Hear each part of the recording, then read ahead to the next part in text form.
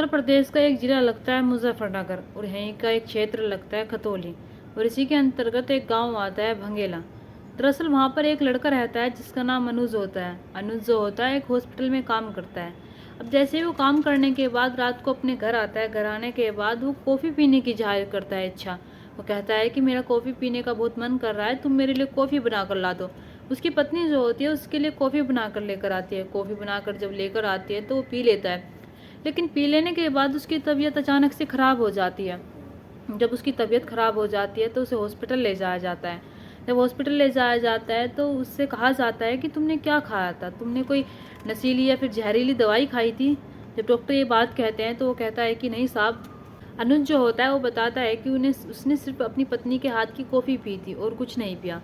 तभी वो बताता है कि उसकी 2 साल पहले गाजियाबाद के लोनी में रहने वाली एक लड़की जिसका नाम पिंकी शर्मा उर्फ सना होता है, उससे 2 साल पहले जब उसकी शादी होती है, शादी होने के बाद सब कुछ सही चल रहा था, लेकिन वो दिन रात फ़ोन पर लगी रहती थी। मैं उससे पूछता हूँ कि तुम फ़ोन पर किससे बात कर रही हो, लेकिन वो नहीं बताती है। जब वो बार बार नहीं बताती है कि मैं किससे बात कर रही हूँ, तभी मैं खुद जांच पड़ताल करने की कोशिश करता हूँ। जब मैं खुद जांच पड़ताल करने की कोशिश करता हूँ तो मुझे पता चलता है कि वो अपने ही यानी कि अपने ताऊ की बहन के बेटे से बात करती है, यानी कि अपने ही बेटे से बात करती है जो उसका रिश्ते में बेटा लगता है।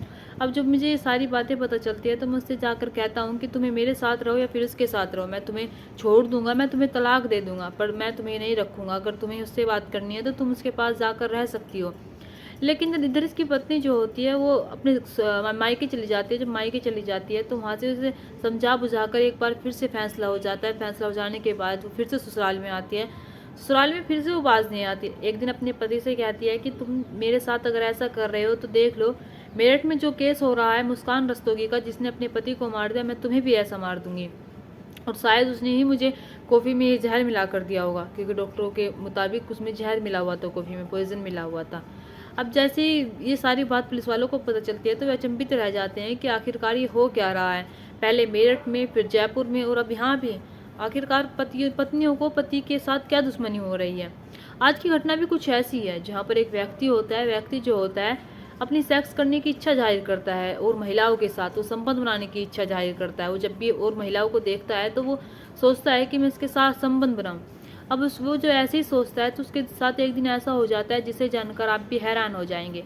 चले तो बिना देरी के इस घटना को शुरू करते हैं। नमस्कार, आदाब, सत श्री अकाल, हर हर महादेव। मेरा नाम रूपा है और आज की ये कहानी कर्नाटक की राजधानी बेंगलुरु का एक जगह लगती है सोलादेव थल्ली, और इसके ही पास पीजीएस एक लेआउट है और वहाँ पर बिल्डिंग का निर्माण चल रहा है।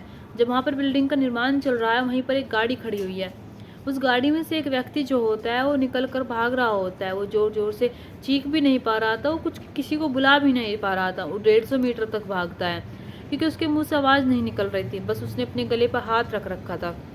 अब जैसे ही आसपास के लोग होते हैं वे देखते हैं तो उसके पास जाते हैं। पास जाने के बाद वे देखते हैं कि उसके गले से ब्लीडिंग हो रही है। जब वो गले से देखते हैं कि लगातार खून बह रहा है और ऐसे एक धार सी बन रही है, तभी उनमें से एक व्यक्ति जो होता है 112 को कॉल करता है। 112 की जो पुलिस होती है वो मौके पर पहुंचते हैं। पुलिस वाले जब तक मौके पर पहुंचते हैं तब तक वो दम तोड़ चुका था। जब दम तोड़ चुका था तभी उसे हॉस्पिटल भेजा जाता है। हॉस्पिटल भेजने के बाद अब उसके बारे में जानकारी निकाली जाती है कि आखिरकार ये है तो है कौन, इसके साथ किसने किया। वे आस पास पूछते हैं तो वे बताते हैं कि एक गाड़ी खड़ी थी। अब पुलिस वालों के सबसे बड़ा सवाल ये था कि ये है तो है कौन। पुलिस वाले जब उसके बारे में जांच पड़ताल करते हैं तब उन्हें पता चलता है कि ये कर्नाटक का एक जिला लगता है मगड़ी तालुक, और वहीं की एक गांव लगता है कन्नूर। दरअसल वहाँ का रहने वाला है जिसकी नाम है लोकनाथ सिंह और जिसकी उम्र है 37 साल। दरअसल ये जो होता है व्यक्ति रियल एस्टेट एजेंट होता है और ये लोन दिलवाने का भी काम करता है और जगह दिलवाने का भी काम करता है, प्रॉपर्टी दिलवाने का भी काम करता है। ये इन सारे कामों को क्या करता था। अब पुलिस वाले वहाँ पर जाकर पूछताछ करते हैं कि इसके साथ ये सब किसने किया है, क्या आपके पता है कि इसके बारे में और कुछ बता सकते हैं आप। तो गाँव के जो व्यक्ति होते हैं वो बताते हैं कि इसकी कुछ महीनों पहले एक लड़की से शादी हुई थी। अब जब उस लड़की के बारे में बताते हैं तो लड़की को जब पता चलता है उस लड़की के बारे में जिससे उसकी शादी हुई थी, तभी उसके पास जाते हैं। पास जाने के बाद उसे पुलिस स्टेशन बुलवाते हैं। पुलिस स्टेशन बुलवाने के बाद उसका लड़की का नाम जो होता है यशस्विनी होता है। यशस्विनी से पूछताछ करते हैं। यशस्विनी जो होती है वो कहती है कि मुझे नहीं पता साहब, हाँ मेरी शादी जरूर हुई थी, लेकिन मैं कभी अपने घर रहा करती हूँ, कभी उसके वहाँ पर रहा करती हूँ। और मेरी और उसकी ज़्यादा बनती नहीं है, क्योंकि वो मेरे से उम्र में देख लो कितना बड़ा है, उसने मेरे साथ धोखा किया है, इसलिए मैं उसके साथ नहीं रहती। पुलिस वाले जब उसकी सारी बातें सुनते हैं, तरह तरह के सवाल पूछते हैं, तो अदल बदल कर जवाब दे रही थी। जब अदल बदल कर जवाब दे रही थी तो पुलिस वाले जो होते हैं उससे सख्ती से पूछताछ करते हैं। जब सख्ती से पूछताछ करते हैं तो टूट जाती है। टूट जाने के बाद जैसा सुनिए एक ऐसी कहानी सुनाती है जिस कहानी को सुनकर आप हैरान रह जाएंगे। ऐसा सुनी जो होती है वो बताती है कि साहब मेरी शादी जो हुई थी दिसंबर सन 2024 में हुई थी, और ये जो था इसकी उम्र 37 साल थी और मेरी उम्र 19 साल है, और मैं इससे 17 साल की उम्र से प्यार करती थी, यानी कि मुझे प्यार करते करते 2 साल हो गए थे। अब जब हम दोनों रिलेशनशिप में रह रहे थे, संबंध भी बनाने लगे थे, एक दूसरे के साथ रहने लगे थे, तभी जो ये लोकनाथ सिंह होता है, कहता है कि मैं तुमसे शादी करना चाहता हूँ। जब वो ये कहता है कि मैं तुमसे शादी करना चाहता हूँ, तो इधर ये लड़की जो होती है ऐसा सुनी, वो कहती है कि मैं भी तुमसे बहुत प्यार करती हूँ, मैं भी तुमसे तुम्हारे साथ शादी करना चाहती हूँ। ये दोनों जो होते हैं एक दूसरे के साथ शादी करना चाहते थे। ये कहते हैं कि हम प्यार में उम्र नहीं देखेंगे, प्यार में उम्र कौन देखता है, बस हमारा प्यार सच्चा होना चाहिए, इसलिए हम शादी करते हैं। तभी ये लड़की जो होती है ऐसा सुनिए अपने घर वालों को बिना बताए उसके साथ शादी कर लेती है। लोकनाथ सिंह के साथ शादी करने के बाद उसके साथ रहने लगती है।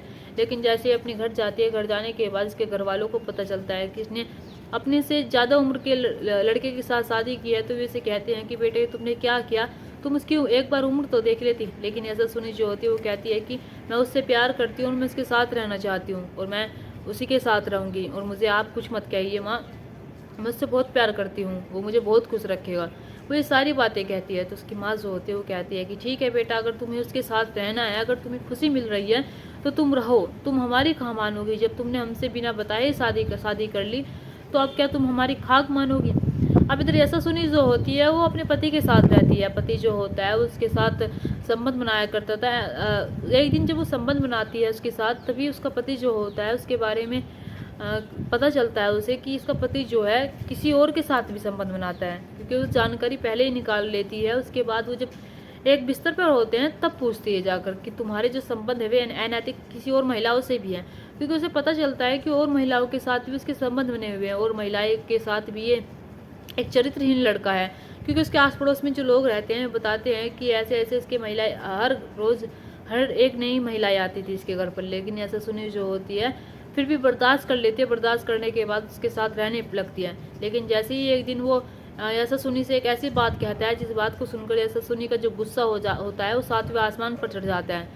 एक दिन जब वो ऐसा सुनी के साथ हम बिस्तर हो रहा होता है, तभी वो ऐसा सुनी से कहता है कि तुम्हारी माँ जो है हेमा बाई, वो वाकई में दिखने में बहुत खूबसूरत है, क्या तुम मेरे एक बार उनके साथ संबंध बनवा सकती हो। जब ऐसा सुनी उसकी ये बात सुनती है तो ऐसा सुनी को यकीन ही नहीं हो रहा था कि मैं आखिरकार इस लड़के से प्यार करती हूँ, इस आदमी से प्यार करती हूँ जिसकी जो नीयत है इतनी ख़राब है। मैंने इसके बारे में सब कुछ जानने के बाद भी इसके साथ रहने का फैसला कर लिया, लेकिन इसने आज मेरी माँ के साथ ऐसे करने के लिए कहा। मेरी माँ से कह रहा है कि क्या तुम उसके साथ एक बार संबंध बनवा सकती हो।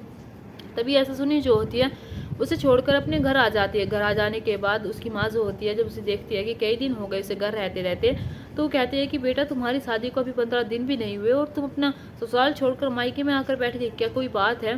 तो वो कहती है ऐसा सुनी, हाँ माँ एक बात है, आपको पता नहीं है वो व्यक्ति कितना हराम है और कितना चरित्रहीन है। वो व्यक्ति जो है वो अच्छा नहीं है, मैं उसके साथ नहीं रहना चाहूँगी।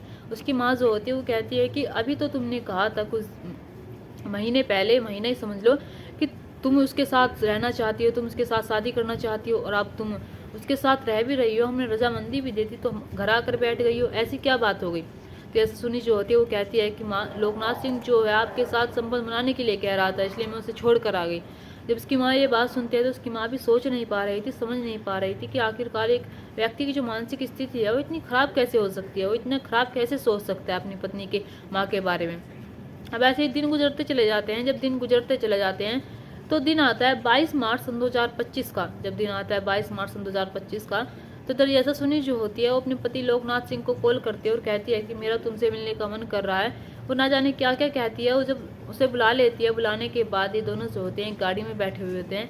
ये पहले खाना खाते हैं, पीते हैं, शराब पीते हैं, उसका सेवन करते हैं। करने के बाद जैसे ही उसका सेवन करते हैं, करने के बाद ये दोनों जो होते हैं बैठे ही हुए थे, तभी पीछे से हेमाबाई आती है। हेमाबाई से पीछे से आती है तो उसके हाथ में एक चाकू होता है। ऐसा लग रहा था कि दोनों माँ बेटी जो हैं एक सलाह मिलाकर आई है, एक मशवरा करके आई हैं कि हम दोनों उसके पास जाएंगे, पास जाने के बाद तुम आगे जाना, मैं पीछे जाऊंगी। क्योंकि पोस्टमार्टम रिपोर्ट में ये भी पाया गया था कि उसमें एक तो बहुत सारा नशा था, एक जहरीली दवाई मतलब कि सॉरी नशीली दवाई भी दी गई थी उसे। अब हेमा बाई जो होती है वे पीछे से आती है, पीछे से आने के बाद वे चाकू से उसे धबाधब वार कर देती है, उसकी गर्दन पर वार करते हैं। जब धबाधब उसकी गर्दन पर वार करती हैं तब कहीं वो जाकर अपनी जान छुड़ाता है। जान छुड़ाने के बाद वो गाड़ी से भागता है। भागने के बाद वो ना ही तो चीख पा रहा था, ना ही चिल्ला पा रहा था। ये वक्त जो होता है शाम का होता है, 5:25 का होता है। अब जैसे वो 150 मीटर तक भागता है, भागने के बाद लोग जो होते हैं जब उसे देखते हैं तो उसके बारे में पुलिस को खबर करते हैं। पुलिस वाले जो होते हैं जब यशस्विनी की ये बात सुनते हैं तो यशस्विनी जो होती है वो कहती है कि साहब मैं उससे बहुत परेशान आ गई थी और मुझे नहीं पता था कि वो उसके साथ और महिलाओं के साथ भी संबंध बनाता है, उसके और महिलाओं के साथ भी वो अवैध संबंध बनाता है। अब जब पुलिस वाले इसकी बात सुनते हैं तो पुलिस वाले कहते हैं कि तुम उसे छोड़ सकती थी। पुलिस वाले जो होते हैं हेमाबाई और यशस्विनी को गिरफ्तार कर लेते हैं। गिरफ्तार करने के बाद इन दोनों को जेल में भेज देते हैं। अब इधर ये नहीं पता था कि यशस्विनी और जो हेमाबाई ये सच भी बोल रही थी, क्या इनका यही कारण था या फिर कोई और भी कारण था। पुलिस जो है जांच में लगी हुई है, पुलिस जांच पड़ताल कर रही है। अब यहाँ पर ये क्या हो रहा है, हमारी जनरेशन कहाँ से कहाँ जा रही है, हमें समझ नहीं आ रहा है कि कौन कब किसको मार रहा है, कौन कब क्या कर रहा है।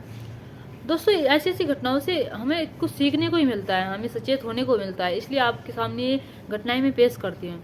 और दोस्तों इस घटना को सुनाने का मकसद मेरा आपका दिल दुखाना नहीं है, आपको परेशान करना नहीं है, आपको घटना के बारे में बताना है और आपको सचेत करना है। आप अपने परिवार के साथ खुश रहिए। नमस्कार।